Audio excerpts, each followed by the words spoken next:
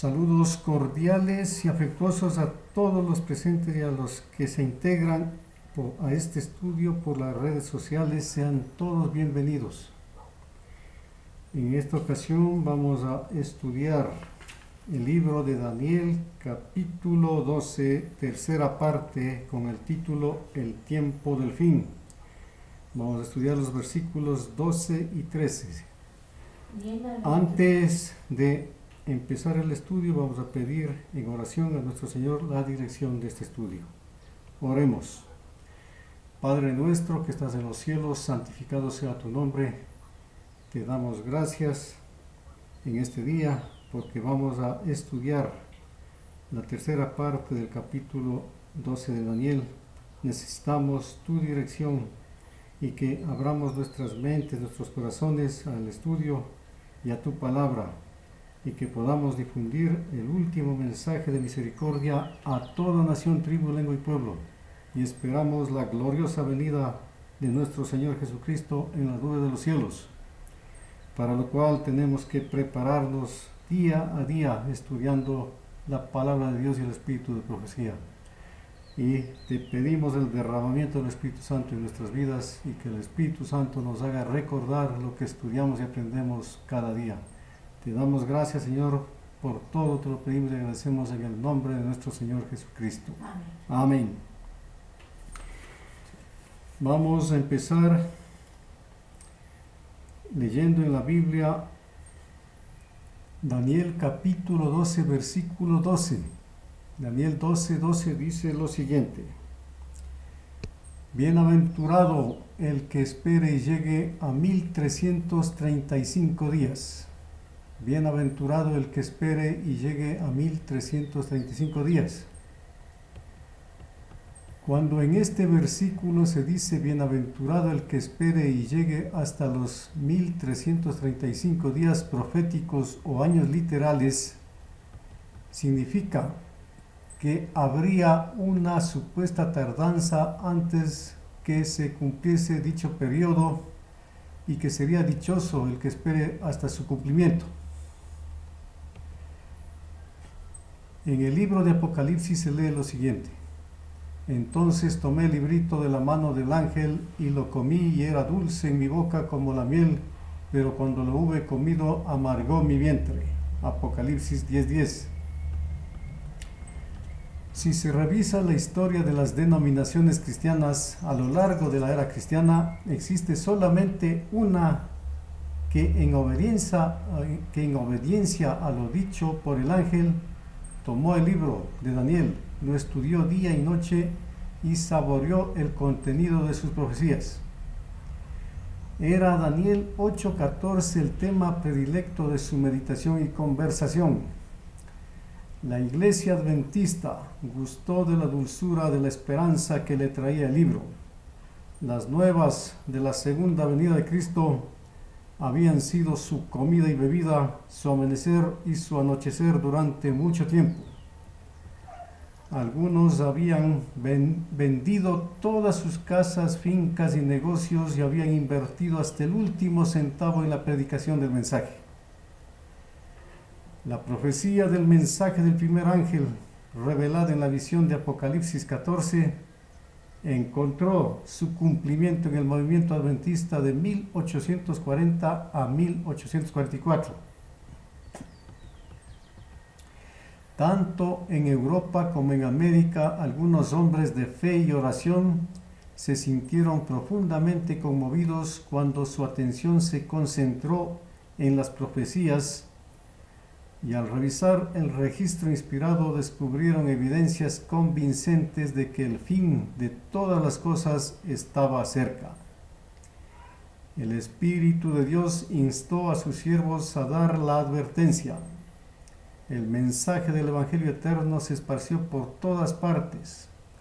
Temed a Dios y dadle gloria porque la hora de su juicio ha llegado. Apocalipsis 14:7. Temed a Dios y dadle gloria porque la hora de su juicio ha llegado. Apocalipsis 14:7. Donde quiera aparecieron los misioneros, se proclamaron también las buenas nuevas del pronto regreso de Cristo. En diferentes lugares se encontraron grupos aislados de cristianos que únicamente por medio del estudio de las Escrituras creyeron que el advenimiento del Salvador estaba próximo. En algunos lugares de Europa, cuyas leyes eran tan opresivas que prohibían la predicación de la doctrina adventista, los niños fueron impulsados a declararla y muchos escucharon la solemne advertencia. Con inefable anhelo, los que habían recibido el mensaje guardaban la venida de su Salvador. El tiempo cuando lo esperaban ya estaba cerca. Se aproximaron a esa hora con calma y solemnidad. Descansaron en dulce comunión con Dios como un anticipo de la paz que gozarían en el glorioso porvenir. Ninguno de los que experimentó esa esperanza y esa confianza podrá olvidar esas preciosas horas de espera. En la mayor parte de los casos, los negocios mundanales fueron puestos a un lado por algunas semanas. Los creyentes examinaron cuidadosamente cada pensamiento y cada emoción de sus corazones como si estuvieran en sus lechos de muerte y en pocas horas debieran cerrar los ojos a las escenas terrenales. Dios quiso probar a su pueblo. Su mano ocultó un error en el cómputo de los periodos proféticos. Los adventistas no lo descubrieron ni tampoco lo hicieron sus más instruidos oponentes. Estos decían: el cálculo de los periodos proféticos es correcto. Un gran acontecimiento está a punto de ocurrir, pero no es lo que el señor Miller predice, es la conversión del mundo y no el segundo advenimiento de Cristo. El momento de la expectativa pasó y Cristo no apareció para liberar a su pueblo. Los que con fe sincera y amor esperaron a su Salvador sufrieron una amarga desilusión, pero el Señor había cumplido su propósito. Había probado los corazones de los que profesaban esperar su venida. Muchos entre ellos habían actuado por un motivo que no era más elevado que el temor. Repito, muchos entre ellos habían actuado por un motivo que no era más elevado que el temor. Su profesión de fe no había afectado ni sus corazones ni sus vidas. Cuando el acontecimiento esperado no ocurrió, declararon que no estaban chasqueados. Nunca habían creído que Cristo pudiera venir. Fueron los primeros en reírse de la pena de los verdaderos creyentes. Pero Jesús y toda la hueste celestial consideró con amor y simpatía a los probados, aunque decepcionados fieles. Pero Jesús y toda la hueste celestial consideró con amor y simpatía a los probados, aunque decepcionados fieles. Si se hubiera podido descorrer el velo que separa el mundo visible del invisible, habrían visto a los ángeles aproximándose a esas almas perseverantes para protegerlas de los dardos de Satanás.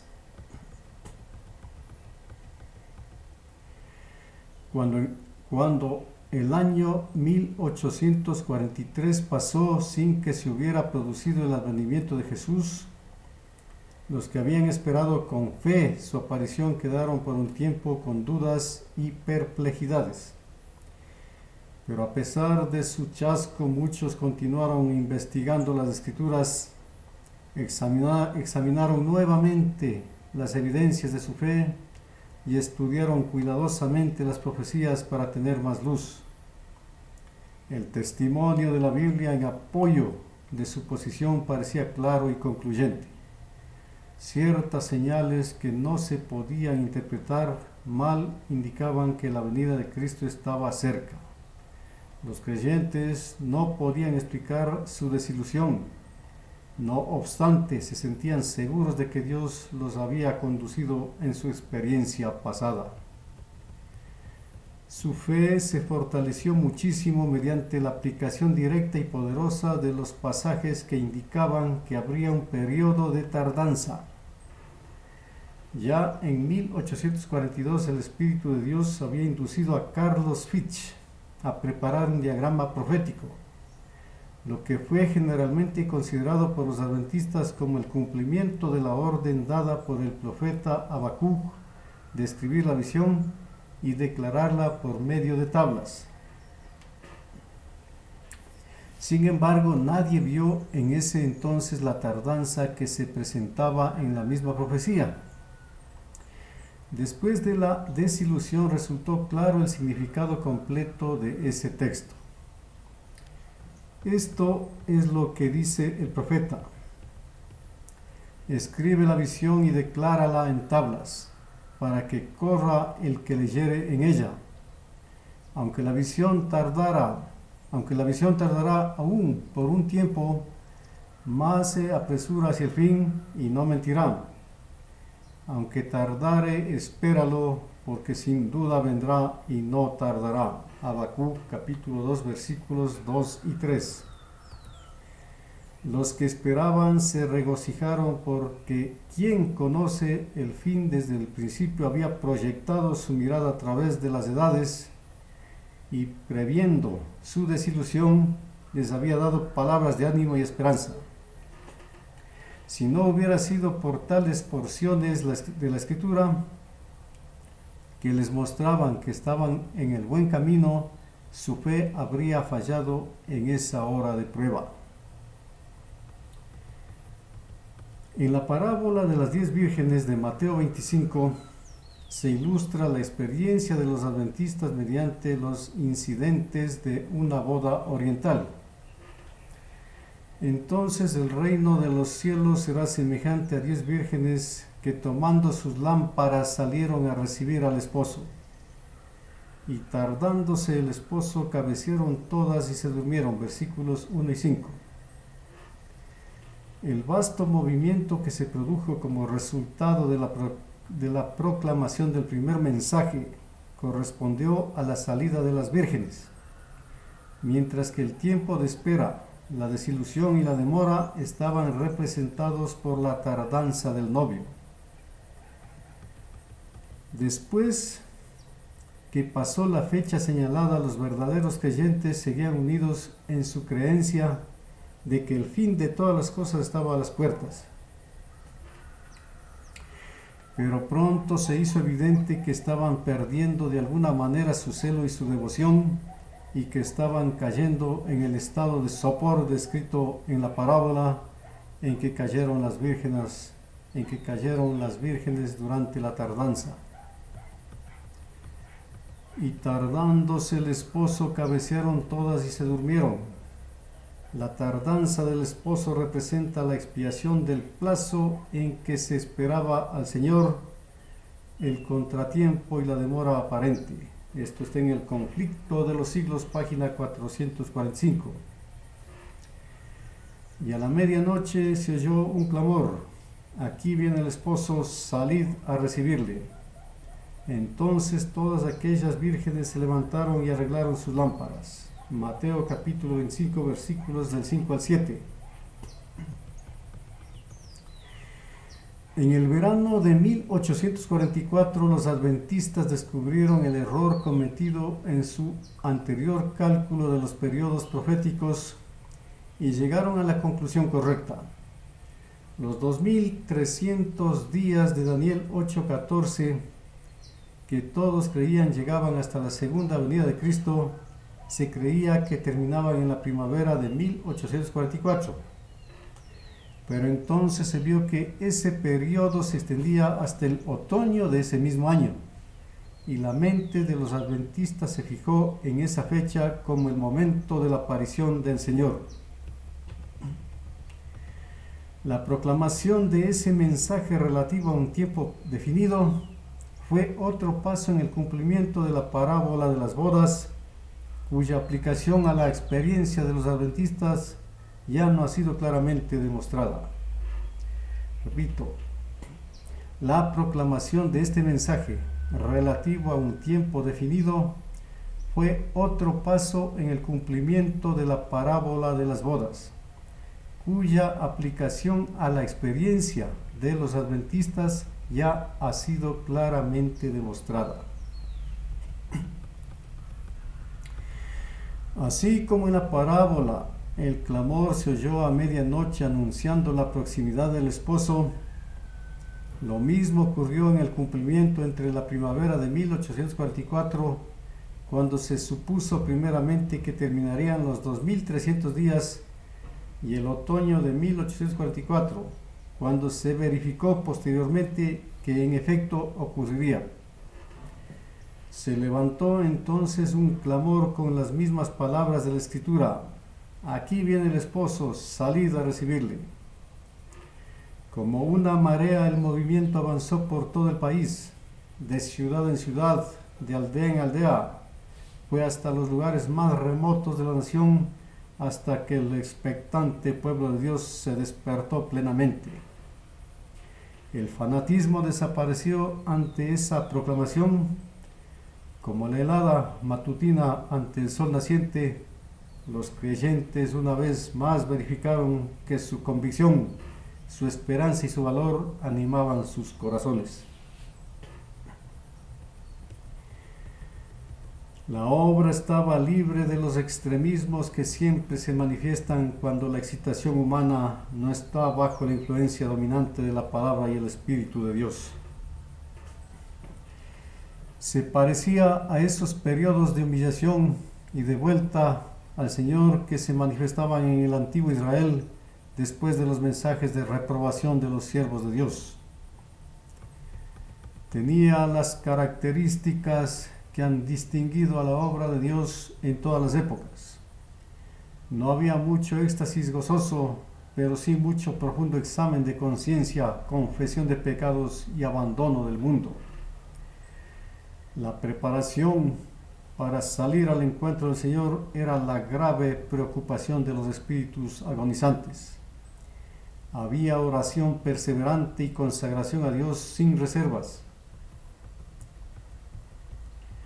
El clamor de medianoche no se basaba tanto en los argumentos, aunque la prueba bíblica era clara y concluyente. Avanzó con un impulso poderoso que conmovía el alma. No había duda ni discusión. En ocasión de la entrada triunfal de Cristo en Jerusalén, la gente que se había reunido de todas partes del país para celebrar la fiesta se dirigió al Monte de las Olivas, y al reunirse con la multitud que escoltaba a Jesús, se dejó posesionar por la inspiración del momento y contribuyó a ampliar el clamor que decía: bendito el que viene en el nombre del Señor. Mateo 21:9. De la misma manera, los incrédulos que se congregaban en las reuniones adventistas, algunos por curiosidad, otros solo para reírse, sintieron el poder convincente que acompañaba a este mensaje: aquí viene el esposo. Pero nuevamente tendrían que soportar una desilusión. El tiempo de espera pasó y el Salvador no vino. Con inconmovible confianza habían esperado su venida y ahora se sentían como María cuando al llegar a la tumba del Salvador y al encontrarla vacía exclamó: se han llevado a mi Señor y no sé dónde le han puesto. Juan 20:13. Un sentimiento de temor, un miedo de que el mensaje pudiera ser verdadero, sirvió por un tiempo para refrenar al mundo incrédulo.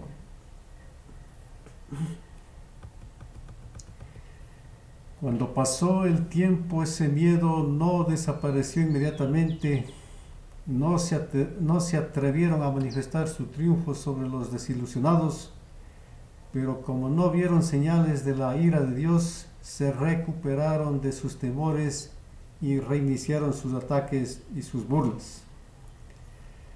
Una gran cantidad de los que había profesado creer en el pronto retorno del Señor renunció a su fe. Algunos que habían tenido mucha confianza se sintieron tan profundamente heridos en su orgullo que les parecía que lo mejor era huir del mundo. Como Jonás, se quejaron de Dios y querían morir y no seguir viviendo. Los que habían basado su fe en las opiniones de los demás y no en la palabra del Señor, estaban igualmente dispuestos ahora a cambiar de opinión. Los burladores lograron que los débiles y cobardes se unieran a sus filas, y todos se juntaron para afirmar que ya no había motivos para temer ni esperar nada. El momento había pasado, el Señor no había venido y el mundo seguiría como siempre por miles de años más. El Señor no abandonó a su pueblo. Su espíritu siguió acompañando a los que no negaron temerariamente la luz que habían recibido ni atacaron al movimiento adventista.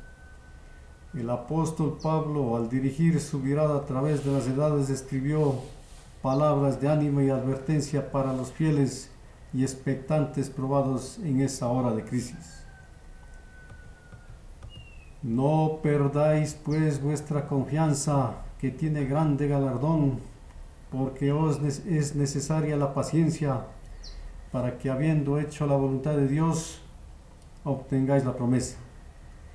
Porque aún un poquito, y el que ha de venir vendrá y no tardará, mas el justo vivirá por fe, y si retrocediere, no agradará a mi alma. Pero nosotros no somos de los que retroceden para perdición, sino de los que tienen fe para preservación del alma. Esto lo encontramos en Hebreos, capítulo 10, versículos del 35 al 39. Su única conducta segura consistía en conservar la luz que ya habían recibido de Dios, aferrarse firmemente a sus promesas y seguir escudriñando las Escrituras y esperar y velar pacientemente para recibir más luz. El pasaje que sobre todos los demás había sido el fundamento y la columna de la fe adventista es esta declaración: hasta 2300 tardes y mañanas, luego el santuario será purificado. Daniel 8:14. Esas habían sido palabras familiares para todos los creyentes en la pronta venida del Señor. Miles de labios repitieron gozosamente esta profecía como si fuera el santo y seña de su fe. Todos creían que de los acontecimientos predichos por ella dependían sus más brillantes expectativas y sus esperanzas más acariciadas. Se demostró ya que esos días proféticos terminaron en el otoño de 1844. En concordancia con el resto del mundo cristiano, los adventistas sostenían entonces que la tierra, o a lo menos una porción de ella, era el santuario, y que la purificación del santuario era de la tierra por medio de los fuegos del gran día final. Creían que eso ocurriría en ocasión de la segunda venida de Cristo.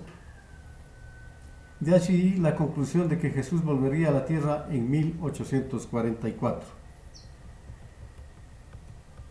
En concordancia con el resto del mundo cristiano, los adventistas sostenían entonces que la tierra, o a lo menos una porción de ella, era el santuario, y que la purificación del santuario era la de la tierra por medio de los fuegos del gran día final. Creían que eso ocurriría en ocasión de la segunda venida de Cristo. De allí la conclusión de que Jesús volvería a la tierra en 1844.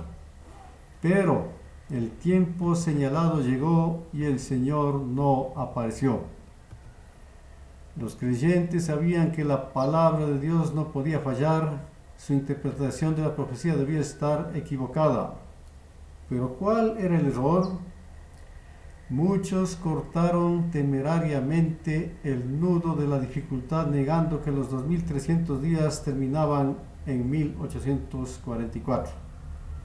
Ninguna razón se podía dar para asumir esa actitud, excepto que Cristo no había venido en el momento cuando se lo esperaba. Argumentaron que si los días proféticos hubieran terminado en 1844, Cristo habría venido para limpiar el santuario mediante la purificación de la tierra con fuego, y puesto que no había venido, los días no podían haber terminado. Aunque la mayor parte de los adventistas abandonó sus antiguos cálculos de los periodos proféticos y por lo tanto negó la validez del movimiento que se basaba en ellos, unos pocos no estuvieron dispuestos a renunciar a puntos de fe y a una experiencia que tenían el apoyo de las Escrituras y del testimonio especial del Espíritu de Dios. Creían que habían adoptado sanos principios de interpretación en su estudio de las Escrituras y que era su deber aferrarse firmemente a las verdades que ya habían obtenido y continuar en el mismo plan de investigación bíblica.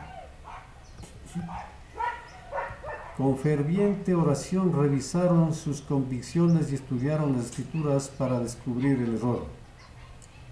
Como no encontraron error alguno en su explicación de los periodos proféticos, se decidieron a examinar más cuidadosamente el tema del santuario. Al investigar, descubrieron que el santuario terrenal construido por Moisés por orden de Dios de acuerdo con el modelo que se le mostró en el monte era símbolo para el tiempo presente, según el cual se presentan ofrendas y sacrificios, que sus dos lugares santos eran figuras de las cosas celestiales, que Cristo, nuestro gran sumo sacerdote, es ministro del santuario y de aquel verdadero tabernáculo que levantó el Señor y no el hombre, y que no entró Cristo en el santuario hecho de mano, figura del verdadero, sino en el cielo mismo para presentarse ahora por nosotros ante Dios. Esto lo encontramos en Hebreos 9:9 y 23, y también está en Hebreos capítulo 8, versículo 2, Hebreos 9, versículo 24.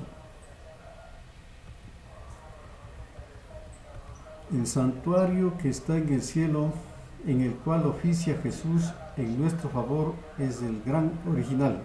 Repito, el santuario que está en el cielo, en el cual oficia Jesús en nuestro favor, es el gran original, del cual el santuario construido por Moisés era una copia. Así como el santuario terrenal tenía dos compartimentos, el lugar santo y el lugar santísimo, también hay dos lugares santos en el santuario celestial. Y el arca que contenía la ley de Dios, el altar del incienso y otros instrumentos de servicio que encontramos en el santuario terrenal, tenían su contraparte en el santuario celestial. En santa visión se le permitió al apóstol Juan entrar en los cielos y allí vio el candelabro y el altar del incienso, y el templo de Dios fue abierto y él vio el arca de su pacto. Apocalipsis capítulo 4 versículo 5, Apocalipsis capítulo 8 versículo 3 y Apocalipsis capítulo 11 versículo 19. Los que estaban buscando la verdad encontraron pruebas irrefutables de la existencia de un santuario en el cielo. Moisés hizo el santuario terrenal de acuerdo con el modelo que se le mostró. Pablo declaró que ese modelo es el verdadero santuario que está en el cielo. Hebreos capítulo 8 versículos 2 y 5. Juan da testimonio de lo que vio en el cielo. Cuando terminaron los 2300 días en 1844, por muchos siglos no había habido santuario en la tierra. Por lo tanto, el santuario de los cielos es el que debe haber sido mencionado en la declaración, hasta 2300 tardes y mañanas, luego el santuario será purificado. Pero, ¿cómo podía necesitar purificación el santuario celestial? Al volver a las escrituras, los estudiosos de la profecía descubrieron que esa purificación no se refería a impurezas materiales, puesto que se lo debía hacer con sangre, y por consiguiente debía de ser una purificación del pecado. Así dice el apóstol: fue pues necesario que las figuras de las cosas celestiales fuesen purificadas, así con sangre de animales, pero las cosas celestiales mismas, con mejores sacrificios que estos, la misma preciosa sangre de Cristo. Esto está en Hebreos capítulo 9, versículo 23. Para saber más acerca de la purificación señalada por la profecía, era necesario comprender el ministerio que se lleva a cabo en el santuario celestial. Esto se podía lograr solo estudiando el ministerio que realizaba en el santuario terrenal, pues Pablo declara que los sacerdotes que oficiaban allí servían a lo que es figura y sombra de las cosas celestiales. Hebreos capítulo 8, versículo 5.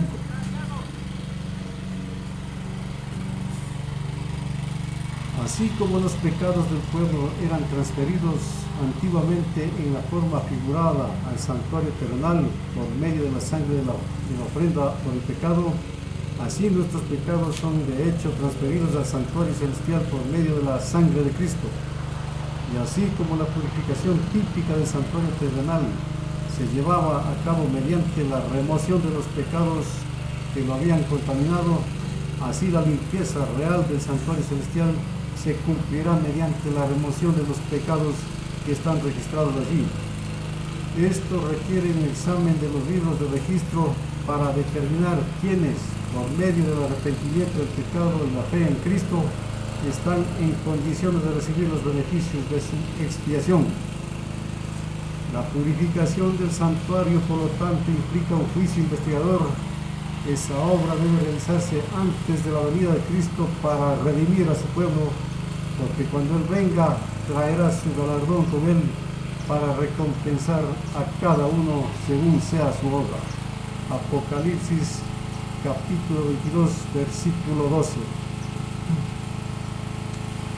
Así los que siguieron la luz de la palabra profética vieron que en vez de venir a la tierra al término de los 2300 días en 1844, Cristo había entrado en el lugar santísimo del santuario celestial a la presencia de Dios para realizar la obra final de expiación preparatoria para su venida.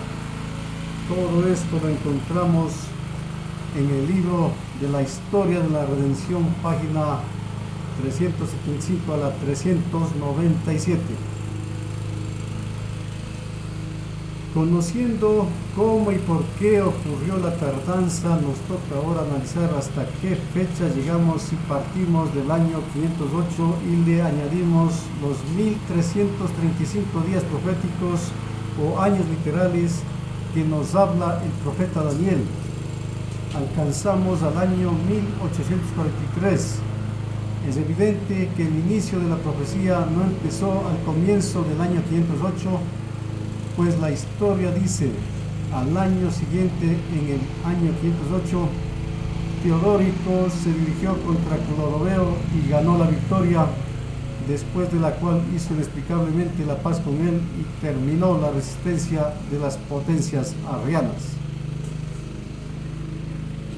Si pensamos que el fin de las potencias arrianas tuvo lugar en el otoño del año 508, llegamos también al otoño de 1844, fecha en la cual se cumplían los 2300 días proféticos o años literales que habían comenzado en el otoño del 457 años antes de Cristo. En octubre de 1844 comenzó el día de la expiación o el día de la purificación del santuario celestial, registrado en Daniel 8:14 y Apocalipsis 14:6. Con estas verdades bíblicas no es difícil entender que la bienaventuranza que habla el profeta Daniel, Daniel 12:12, y que se extiende hasta nuestros días, se puede explicar en los siguientes términos inspirados. Cuando Cristo entró en el lugar santísimo del santuario celestial para realizar la obra final de la expiación, encomendó a sus siervos el último mensaje de misericordia que habría de darse al mundo. Esa es la advertencia del tercer ángel de Apocalipsis 14. Repito, cuando Cristo entró en el lugar santísimo del santuario celestial para realizar la obra final de la expiación, encomendó a sus siervos el último mensaje de misericordia que habría de darse al mundo. Esa es la verdadera advertencia del tercer ángel de Apocalipsis 14. Inmediatamente después de esa proclamación, el profeta ve al Hijo del Hombre que viene en gloria para cegar la mies de la tierra. Tal como fue predicho en las Escrituras, el ministerio de Cristo en el lugar santísimo comenzó al final de los días proféticos en 1844. A ese momento se aplican las palabras del revelador. El templo de Dios fue abierto en el cielo y el arca de su pacto se veía en el templo. Apocalipsis 11:19. El arca del testamento de Dios está en el segundo compartimento del santuario. Cuando Cristo entró allí para oficiar en favor de los pecadores, el templo interior fue abierto y el arca de Dios quedó a la vista. La majestad y el poder de Dios fueron revelados a quienes por la fe contemplaban al Salvador mientras llevaba a cabo su obra de intercesión. Cuando la estela de su gloria llenaba el templo, una luz procedente del lugar santísimo se esparció sobre su pueblo que aguardaba en la tierra. Habían seguido por fe a su sumo sacerdote desde el lugar santo hasta el lugar santísimo y lo vieron invocando su sangre para suplicar ante el arca de Dios. Dentro de esa arca sagrada está la ley que fue promulgada por el Señor mismo entre los truenos del Sinaí y fue escrita con su propio dedo en tablas de piedra. Ni un solo mandamiento ha sido anulado, ni una jota ni una tilde han sido cambiados. Cuando el Altísimo dio a Moisés la copia de su ley, conservó el gran original en el santuario de arriba. Al examinar sus santos preceptos, los buscadores de la verdad encontraron en el mismo seno del Decálogo el cuarto mandamiento, tal como fue proclamado en un principio. Acuérdate del día de reposo, sábado, para santificarlo. 6 días trabajarás y harás toda tu obra, mas el séptimo día es reposo, sábado, para Jehová tu Dios. No hagas en él obra alguna, tú, ni tu hijo, ni tu hija, ni tu siervo, ni tu criada, ni tu bestia, ni tu extranjero que está dentro de tus puertas. Porque en 6 días hizo Jehová los cielos y la tierra, el mar y todas las cosas que en ellos hay, y reposó en el séptimo día. Por tanto, Jehová bendijo el día de reposo y lo santificó. Esto está en Éxodo capítulo 20, versículos del 8 al 11. El Espíritu de Dios impresionó los corazones de los estudiosos de su palabra. Se convencieron de que habían transgredido por ignorancia el cuarto mandamiento al no tomar en cuenta el día de descanso del Creador. Comenzaron a examinar las razones por las cuales observaban el primer día de la semana en vez del día que Dios había santificado. No pudieron encontrar evidencias en las Escrituras de que el cuarto mandamiento hubiera sido abolido o de que el sábado hubiese sido cambiado. La bendición que había santificado en un principio al séptimo día nunca había sido eliminada. Habían estado tratando honestamente de conocer la voluntad de Dios y ahora, al comprender que eran transgresores de su ley, el pesar llenó sus corazones. Inmediatamente pusieron en evidencia su lealtad a Dios guardando su santo sábado. Muchos y tenaces fueron los esfuerzos que se hicieron para derribar su fe. Nadie podía dejar de ver que si el santuario terrenal era una figura o modelo del celestial, la ley depositada en el arca en la tierra era una exacta transcripción de la ley que se encontraba en el arca en los cielos, y que la aceptación de la verdad concerniente al santuario celestial implicaba un reconocimiento de los requisitos de la ley de Dios y la obligación de guardar el sábado del cuarto mandamiento. Los que habían aceptado la luz relativa a la mediación de Cristo y la perpetuidad de la ley de Dios, descubrieron que esas eran las verdades presentadas en el tercer mensaje. El ángel declara: aquí está la paciencia de los santos, los que guardan los mandamientos de Dios y la fe de Jesús. Apocalipsis 14:12. Esta declaración está precedida por una solemne y temible advertencia. Si alguno adora a la bestia y a su imagen y recibe la marca en su frente o en su mano, él también beberá del vino de la ira de Dios, que ha sido vaciado puro en el cáliz de su ira. Apocalipsis 14, 9 y 10. Se necesitaba una interpretación de los símbolos empleados aquí para poder comprender el mensaje. ¿Qué representan la bestia, la imagen y la marca? Nuevamente, los que estaban buscando la verdad volvieron al estudio de las profecías. Mediante esa primera bestia se representa la Iglesia romana, una organización eclesiástica investida del poder civil con autoridad para castigar a los disidentes. La imagen de la bestia representa otra organización religiosa investida de poderes similares. La formación de esa imagen es obra de la bestia, cuyo pacífico surgimiento y disposición aparentemente bondadosa hacen de ella un notable símbolo de los Estados Unidos. Aquí se puede encontrar una imagen del papado. Cuando las iglesias de nuestro país, al unirse en puntos de fe que les son comunes, influyan sobre el Estado para que imponga sus decretos y apoye sus instituciones, entonces los Estados Unidos, país protestante, habrán formado una imagen de la jerarquía romana. Entonces la verdadera iglesia será objeto de persecución, como lo fue el antiguo pueblo de Dios.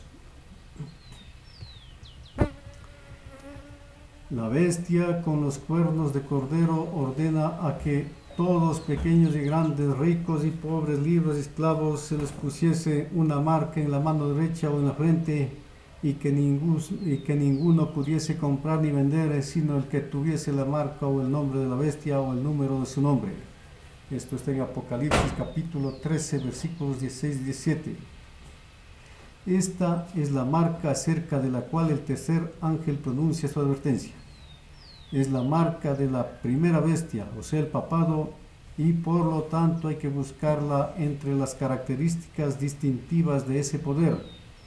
El profeta Daniel declaró que la iglesia romana, simbolizada por el cuerno pequeño, pensaría en cambiar los tiempos y la ley. Daniel 7:25. Mientras Pablo la presenta por medio del hombre de pecado, segunda de Tesalonicenses capítulo 2 versículos 3 y 4, que habría de exaltarse por encima del Señor. Solo al cambiar la ley de Dios podía el papado exaltarse por encima del Altísimo. Todo el que a sabiendas se sometiera a la ley cambiada estaría rindiendo supremo honor al poder que llevó a cabo el cambio. El cuarto mandamiento que Roma ha tratado de poner a un lado es el único precepto del Decálogo que señala a Dios como el creador de los cielos y la tierra, y por lo tanto distingue al verdadero Dios de los dioses falsos. Repito, el cuarto mandamiento que Roma ha tratado de poner a un lado es el único precepto del Decálogo que señala a Dios como el creador de los cielos y la tierra, y por lo tanto distingue al verdadero Dios de los dioses falsos. El sábado fue instituido para conmemorar la obra de la creación y dirigir las mentes de los hombres al Dios vivo y verdadero. Su poder creador se menciona a lo largo de las Escrituras como prueba de que el Dios de Israel es superior a las deidades paganas. Si siempre se hubiera guardado el sábado, los pensamientos y los afectos del hombre se hubieran dirigido a su Hacedor como objeto de reverencia y adoración, y nunca habría existido ni un idólatra, ni un ateo, ni un infiel. Esta institución que señala a Dios como el Creador es una señal de su legítima autoridad sobre los seres que creó. El traslado del día de reposo del sábado al domingo es la señal o la marca de la autoridad de la Iglesia romana. Los que cuando comprenden los requerimientos del cuarto mandamiento deciden observar el falso día de reposo en lugar del verdadero, están de esa manera rindiendo homenaje al único poder que lo autoriza. La más temible amenaza jamás dirigida a los mortales está contenida en el mensaje del tercer ángel. Repito, la más temible amenaza jamás dirigida a los mortales está contenida en el mensaje del tercer ángel. Debe ser un pecado terrible el que acarrea la ira de Dios sin mezcla de misericordia. No se debe dejar en tinieblas a los hombres con respecto a este importante asunto. La amonestación contra tal pecado debe darse al mundo antes de la caída de los juicios de Dios, para que todos sepan por qué se los inflige y tengan la oportunidad de escapar de ellos. En el transcurso de esa gran controversia se desarrollan dos clases de personas distintas y opuestas. Una adora a la bestia y a su imagen y recibe la marca, y por lo tanto acarrea sobre sí misma los terribles juicios anunciados por el tercer ángel. La otra, en marcado contraste con el mundo, guarda los mandamientos de Dios y la fe de Jesús. Apocalipsis capítulo 14, versículos 9 y 12. Esas fueron las trascendentales verdades que se abrieron ante los ojos de los que recibieron el mensaje del tercer ángel. Al recapitular su experiencia desde la primera proclamación del segundo advenimiento hasta que pasó el momento esperado en 1844, descubrieron la explicación de su desilusión, y la esperanza y el gozo animaron nuevamente sus corazones. La luz del santuario iluminó el pasado, el presente y el futuro, y comprendieron que Dios los había conducido mediante su infalible providencia. Entonces, con un nuevo ánimo y con fe más firme, se unieron para proclamar el mensaje del tercer ángel. Desde 1844, en cumplimiento de la profecía contenida en ese mensaje, la atención del mundo ha sido atraída al verdadero día de reposo, y un número creciente está volviendo a la observancia del día santo de Dios. Esto lo encontramos en el libro Historia de la Redención, páginas 389 a la 403. Ahora vamos a pasar a la Biblia, a leer Daniel capítulo 12, versículo 13. Dice lo siguiente la palabra de Dios: y tú irás hasta el fin y reposarás y te levantarás para recibir tu heredad al fin de los días. Y tú irás hasta el fin y reposarás y te levantarás para recibir tu heredad al fin de los días. El tiempo ha venido para que Daniel se levante en su grupo. El tiempo ha venido cuando la luz dada a él debe ir a todo el mundo como nunca antes. Si aquellos por quienes el Señor ha hecho tanto caminar en la luz, su conocimiento de Cristo y las profecías relacionadas con Él serán grandemente aumentadas cuando más se acerquen al fin de la historia de la tierra. Esto está en el manuscrito en Mensajes Selectos, página 176 de 1889. También está en el tomo 4 del Comentario Bíblico, página 1174. En la dispersión Israel fue herido y desgarrado, pero ahora, en el tiempo de reunión, Dios sanará y vendrá a su pueblo. Repito, en la dispersión Israel fue herido y desgarrado, pero ahora, en el tiempo de reunión, Dios sanará y vendará a su pueblo. En la dispersión, los esfuerzos hechos por difundir la verdad tuvieron poco efecto, lograron poco resultado o ninguno, pero en la reunión, cuando Dios extienda su mano para juntar a su pueblo, los esfuerzos hechos por difundir la verdad tendrán el efecto asignado. Todos deben estar unidos y manifestar celo en la obra. Vi que es erróneo de parte de cualquiera referirse a la dispersión para encontrar ejemplos que nos gobiernen ahora en el tiempo de reunión, porque si Dios no hiciese más para nosotros ahora de lo que hizo entonces, Israel no sería reunido jamás. Esto está en el libro Primeros Escritos, página 74.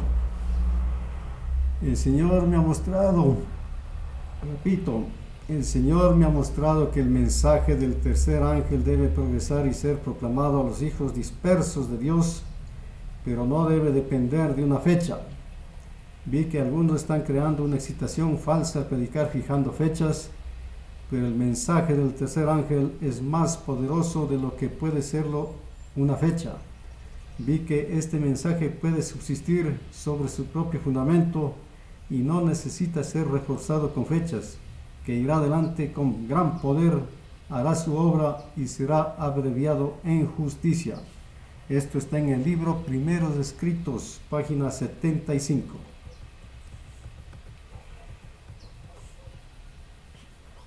Daniel se ha levantado en su suerte en la persona de su abogado Cristo Jesús, porque ha comenzado el día de la expiación, han comenzado los reinos del mundo a ser de nuestro Señor y de su Cristo, y reinará por los siglos de los siglos. Daniel se ha levantado con el mensaje del tercer ángel, Apocalipsis 14, versículos 9 y 12, y con todo el pueblo, y con todo su pueblo, el Cristo, y se cumplirá lo predicho por el apóstol Pablo cuando declara: y nos atestigua lo mismo el Espíritu Santo, porque después de haber dicho: este es el pacto que haré con ellos después de aquellos días, dice el Señor, pondré mis leyes en sus corazones y en sus mentes las escribiré, y añade: y nunca más me acordaré de sus pecados y transgresiones. Esto está en Hebreos capítulo 10, versículos del 15 al 17. Finalmente, hermanos y amigos, donde el pecado abundó, sobreabundó la gracia de Dios. La tierra misma, el campo que Satanás reclama como suyo, ha de quedar no solo redimida, sino exaltada. Nuestro pequeño mundo, que es bajo la maldición del pecado, la única mancha oscura de su gloriosa creación, será honrado por encima de todos los demás mundos en el universo de Dios.